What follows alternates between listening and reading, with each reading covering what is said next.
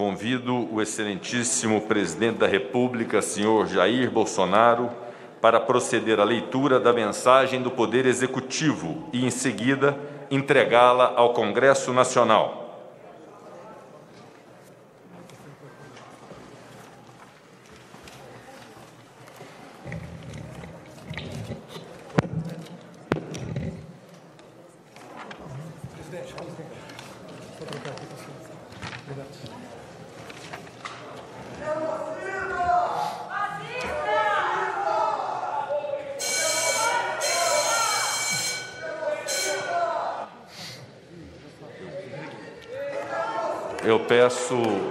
Eu peço aos nobres parlamentares que mantenham o respeito a esta sessão solene do Congresso Nacional, respeitando as autoridades que aqui se encontram. Este comportamento não é um comportamento esperado por parte de parlamentares. Peço a segurança que possa garantir a ordem dos trabalhos e a palavra ao senhor presidente da República, que, num gesto de respeito ao Congresso Nacional, comparece a esta casa para fazer o seu pronunciamento e a entrega da mensagem.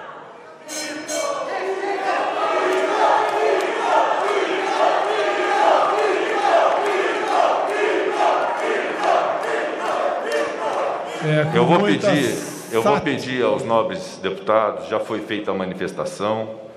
Eu, quando assumi o Senado Federal, na segunda-feira, com o apoio de vertentes divergentes, eu preguei, entre várias coisas, naquele instante em que assumi o Senado Federal e o Congresso Nacional, nobre deputado, nobres deputadas, que é a pacificação. Vamos dar uma oportunidade à pacificação deste país. E uma delas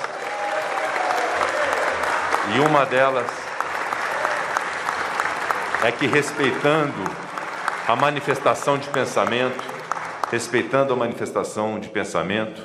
possamos respeitar as instituições deste país. Então, vamos dar uma oportunidade, caros deputados e deputadas, para que possamos iniciar uma nova fase de consenso, de respeito à divergência. Não é simplesmente tolerar a divergência, é ter amor à divergência, para que possamos construir essa nação de verdade. Então, eu quero pedir penhoradamente a Vossas Excelências, que foram meus colegas na Câmara dos Deputados quando aqui estive, que possamos ouvir todas as autoridades que se pronunciarão com o respeito que se exige do Parlamento brasileiro. Que saia deste Congresso Nacional, o exemplo para a nação. A pacificação da sociedade brasileira não acontecerá se não houver a pacificação das instituições. Então, eu peço o respeito de Vossas Excelências para que possamos dar sequência aos nossos trabalhos. Muito obrigado à compreensão de Vossas Excelências.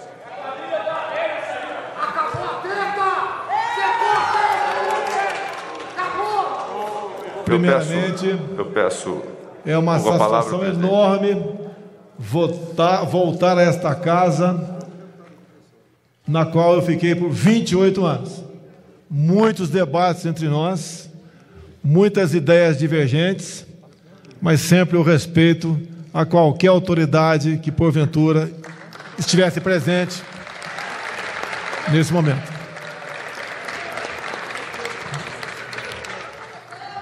Nos encontramos em 22.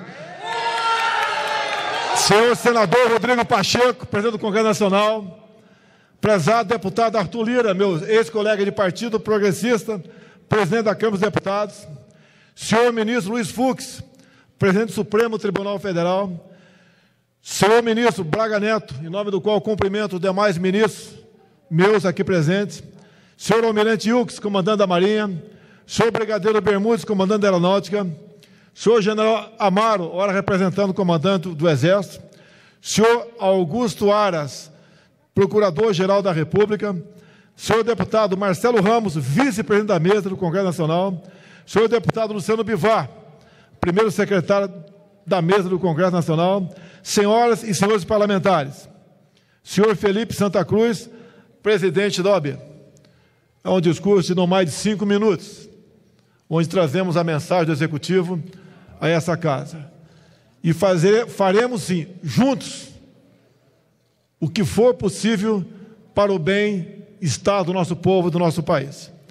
Senhoras e senhores congressistas, inicialmente agradeço a Deus, ao povo brasileiro e a todos os parlamentares que atuaram em parceria com o governo federal no enfrentamento dos desafios impostos no ano de 2020. Indiscutivelmente, o ano 2020 surpreendeu todo o planeta com a pandemia do novo coronavírus. Inesperados e enormes desafios apresentaram-se à realidade brasileira, afetando a vida de milhões de pessoas. Os poderes executivo, legislativo e judiciário e toda a sociedade foram fortemente impactados pela crise sanitária mundial. Com incertezas de toda ordem e um cenário totalmente desconhecido, o governo federal adotou 2 premissas básicas: salvar vidas e proteger empregos. Com base nessas premissas e com um olhar especial às populações mais vulneráveis, aqueles que mais necessitavam da atenção do poder público, todo o governo federal foi mobilizado para uma atuação ainda mais coordenada, integrada e efetiva. Todos os órgãos e todas as entidades governamentais passaram a direcionar esforços no combate ao vírus e na proteção às pessoas. Essas ações contaram com a colaboração firme e imprescindível das senhoras e dos senhores parlamentares, como constitucionalmente previsto. Nesse cenário, desde o início do governo federal, não se quedou inerte e, de modo incansável e determinado, agiu com um único objetivo: atender às necessidades da população brasileira. Uma série de procedimentos, adequações e políticas públicas foram implementadas para o enfrentamento a esse desafio. Foi instituído o auxílio emergencial, que alcançou mais de 68 milhões de brasileiros elegíveis ao recebimento. Foram pagos mais de 160 bilhões de reais para fazer frente a essa pandemia e manter as operações do Sistema Único de Saúde. Foram eliminadas barreiras que dificultavam o acesso ao crédito, especialmente para as micro, pequenas e médias empresas, resultando na viabilização de mais de 132 bilhões de reais em crédito e mais de 760 mil contratos firmados. Com o Programa Emergencial de Manutenção do Emprego e da Renda, foram preservados mais de 10 milhões de empregos, de feliz iniciativa do senador Jorginho Melo, de Santa Catarina, aqui presente. Muito obrigado, senador. O Brasil agradece a sua contribuição.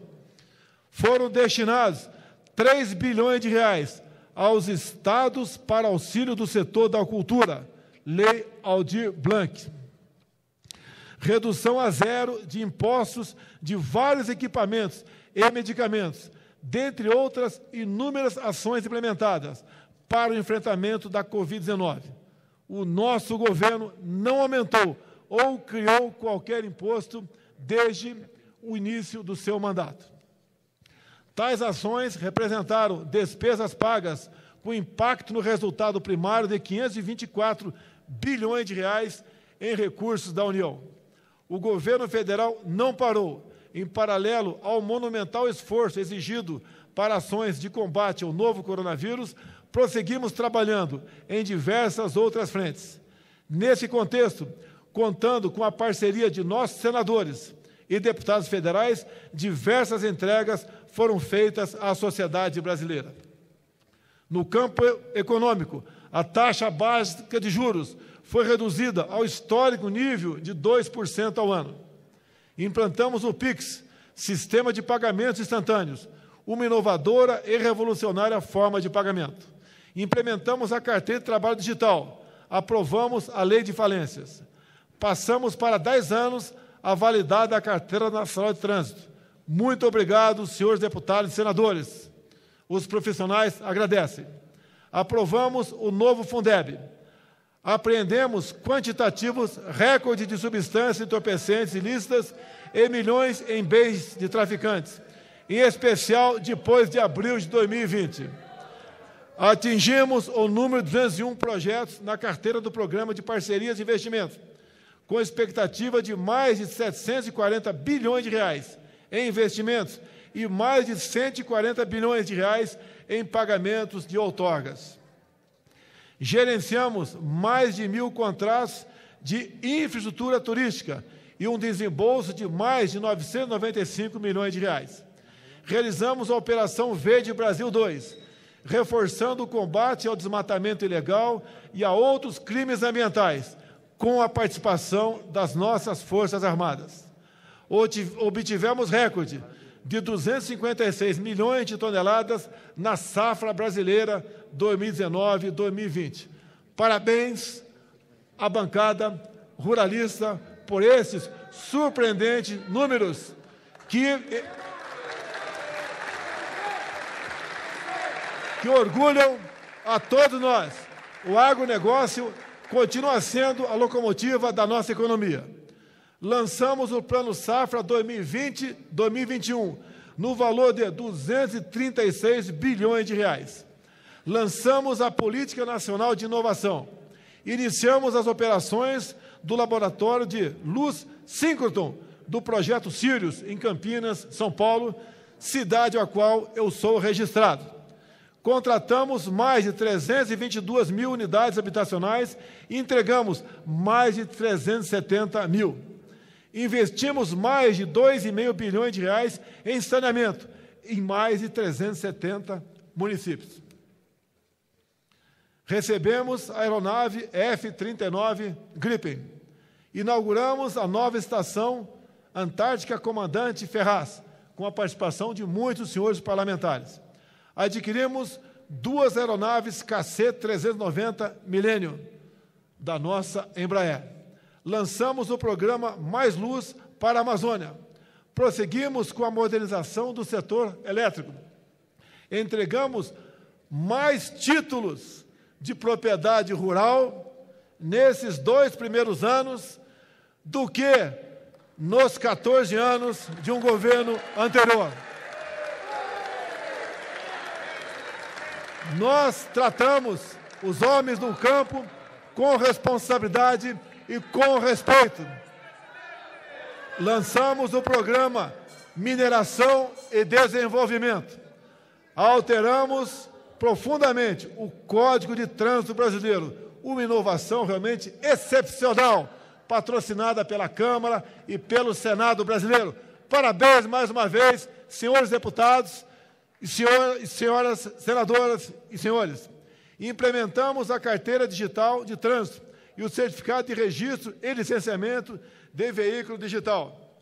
Entregamos 92 obras de rodovias pavimentadas ou reconstruídas, além de concessões e leilões relevantes e estratégicos nesse setor.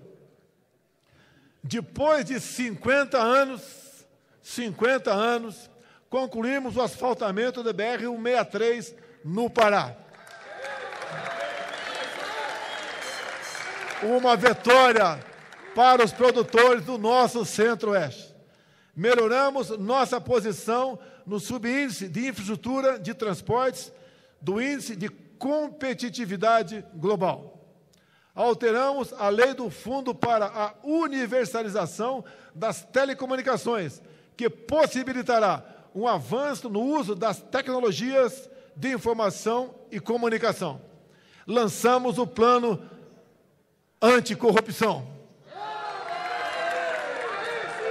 E implementamos mais de 450 serviços digitais durante a pandemia, dentre outras realizações. Tudo isso em plena pandemia.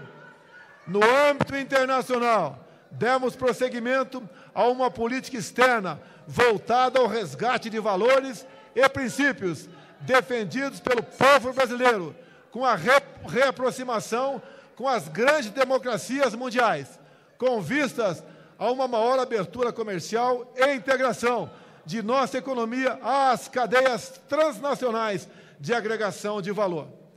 Nossa política externa encontra-se em um invejável patamar com o mundo todo. E hoje tivemos a grata satisfação de receber a visita do presidente do Uruguai, onde várias medidas adotamos, entre elas uma reunião com os 4 chefes de Estado integrantes do Mercosul para o mês de março, para o qual eu convido os parlamentares para este evento. Dando continuidade a todo esse processo, diversas outras proposições legislativas merecem atenção e análise do Congresso Nacional neste ano de 2021. Projeto esse que depende da devida análise, adequação e aprovação pelo Parlamento brasileiro. Neste ponto, citam-se, dentre outros, as propostas de emenda constitucional do reordenamento das relações federativas, a reforma administrativa, a agenda de privatizações e de concessões, a revisão dos subsídios creditícios e gastos tributários, a reforma tributária, o projeto de lei complementar para a criação do marco legal das startups e do empreendedorismo inovador, o projeto de lei cambial, a modernização do setor elétrico, a partilha dos campos de óleo e gás, debêntures de infraestrutura, entre outros projetos em tramitação nesse Parlamento, bem como a independência do Banco Central. O atual cenário em que o Brasil se encontra exige de todas as autoridades públicas uma atuação ainda mais coordenada, integrada, harmônica e fulcrada no espírito público para, juntos, construirmos um Brasil mais próspero e mais justo para todos. A participação de nosso Parlamento é indispensável para o alcance desse objetivo. O governo federal se encontra preparado e estruturado em termos financeiros, organizacionais e logísticos para executar o Plano Nacional de Operacionalização da Vacinação contra a Covid. Com isso, seguimos envidando todos os esforços para o retorno à normalidade na vida dos brasileiros.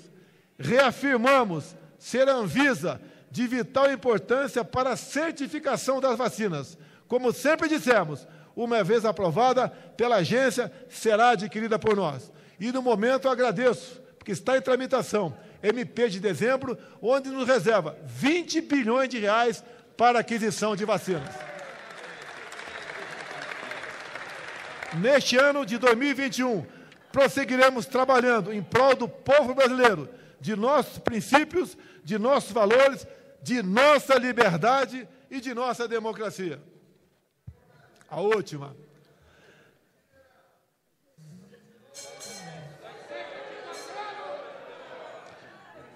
Nunca em nosso governo proporemos a democratização da mídia. Jamais faremos isso. Temos plena convicção e confiança de que os legítimos anseios de nossa população serão devidamente recepcionados, aperfeiçoados e deliberados pelo nosso Congresso Nacional. Ao entregar a presente mensagem presidencial às senhoras e aos senhores parlamentares, legítimos representantes de nossa sociedade, reafirmamos nosso compromisso com o Brasil e desejamos que os autênticos interesses do povo brasileiro se sobreponham a quaisquer outros que, dessa forma, possamos dar continuidade à construção de um Estado mais simples, eficiente e focado em servir o cidadão. Meu muito obrigado a todos.